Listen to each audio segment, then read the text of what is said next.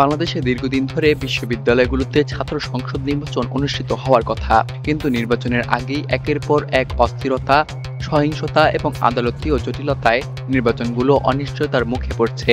জাহাঙ্গীরনগর বিশ্ববিদ্যালয় কেন্দ্রীয় ছাত্র সংসদ অর্থাৎ জাকসু, চট্টগ্রাম বিশ্ববিদ্যালয় এবং ঢাকা বিশ্ববিদ্যালয় কেন্দ্রীয় ছাত্র সংসদ অর্থাৎ ডাকসু, এই তিনটি জায়গায় সম্প্রতি ঘটনাগুলোকে ঘিরে প্রশ্ন উঠছে। এসব কি শুধু কাকতালীয়, নাকি এর পেছনে কোনো মাস্টার মাইন্ড রয়েছে? জাকসু নির্বাচন ডোপ টেস্ট। দীর্ঘ ৩৩ বছর পর আসন্ন জাকসু নির্বাচনে প্রতিদ্বন্দ্বিতা করছেন ১৭৯ জন প্রার্থী।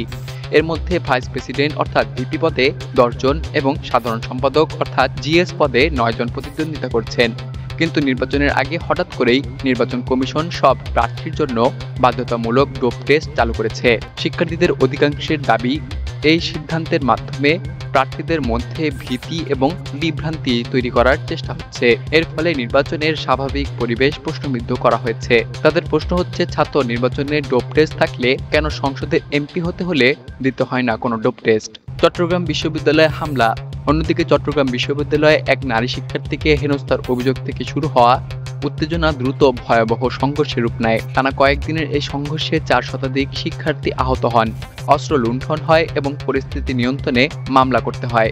বিশ্লেষকদের মতে, একটি ঘটনাকে কেন্দ্র করে এত বড় মাত্রার সহিংসতা ইঙ্গিত দেয় যে এর পেছনে বাহ্যিক প্রতারণা অথবা পরিকল্পিত নাশকতা কাজ করেছে, যা ছিল মূলত জাকসু নির্বাচন যেন না হয় তার একটি পরিকল্পিত মাস্টার প্ল্যান।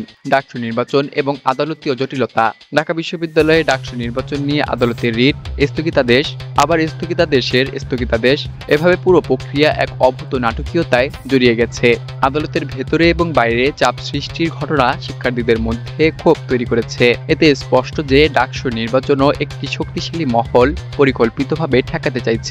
অদৃশ্য সুতার সুই একটাই, জাকসুতে ডোপ টেস্ট, চট্টগ্রাম বিশ্ববিদ্যালয়ের সংঘর্ষ, ডাকসুতে আদালতীয় নাটক। সবগুলো ঘটনার মধ্যে একটি অদৃশ্য যোগসূত্র রয়েছে। উদ্দেশ্য একই, ছাত্র সংসদ নির্বাচনকে কোনোভাবেই নির্বিঘ্নে অনুষ্ঠিত হতে দেওয়া যাবে না। তরুণদের মধ্যে নতুন নেতৃত্ব তৈরির প্রক্রিয়াকে রুদ্ধ করাই এই পরিকল্পনার মূল লক্ষ্য। ২০২৪ সালের ৫ আগস্ট আওয়ামী লীগের নেত্রী শেখ হাসিনা দেশ ছেড়ে পালিয়ে যায়। এরপর দলটি নিষিদ্ধ ঘোষিত হয়, কিন্তু তারা আবার ক্ষমতায় ফেরার জন্য নানা কৌশল আঁটছে। বিশ্ববিদ্যালয় ক্যাম্পাসে সংঘর্ষ, নির্বাচন প্রক্রিয়া, আদালতীয় জটিলতা এবং প্রশাসনিক বাধা, সবকিছুই আওয়ামী লীগের দীর্ঘদিনের কৌশলী পুনরাবৃত্তি। আর এই অস্থিরতার সুযোগ নিয়ে ক্ষমতায় ফেরার পথ তৈরি করতে চাইছে তারা। এই পরিকল্পনার বাস্তবায়নে আওয়ামী লীগের সাবেক নেতারা, প্রভাবশালী রাজনীতিবিদরা এবং সরকারি বিভিন্ন সংস্থার কিছু কর্মকর্তা সক্রিয়ভাবে ভূমিকা পালন করছে। তারা ভেতর থেকে প্রশাসনের উপর চাপ সৃষ্টি করছে, আদালতে মামলা করছে, আবার বিশ্ববিদ্যালয় ক্যাম্পাসে সহিংসতা উস্কে দিচ্ছে। সব মিলিয়ে একটি সমন্বিত ষড়যন্ত্র চলমান রয়েছে। ছাত্র সংসদ নির্বাচন শুধু বিশ্ববিদ্যালয়ের ভেতরের রাজনীতি নয়, বরং জাতীয় রাজনীতির ভবিষ্যৎ নেতৃত্ব তৈরির ক্ষেত্র।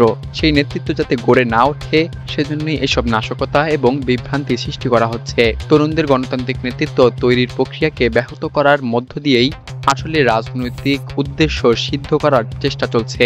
সবশেষে পরিষ্কার হয়ে ওঠে যে জাকসু এবং ডাকসুর সাম্প্রতিক সব অস্থিরতা কোনো বিচ্ছিন্ন ঘটনা নয়। এগুলোর পেছনে রয়েছে একটি শক্তিশালী মাস্টার মাইন্ড, যা নিষিদ্ধ আওয়ামী লীগ এবং তাদের সহযোগীরা পরিচালনা করছে। শেখ হাসিনা এবং তার অনুসারীরা ক্ষমতায় ফেরার লক্ষ্যে ছাত্র সংসদ নির্বাচনকে অস্থিতিশীল করার পরীক্ষাগার হিসেবে ব্যবহার করছে।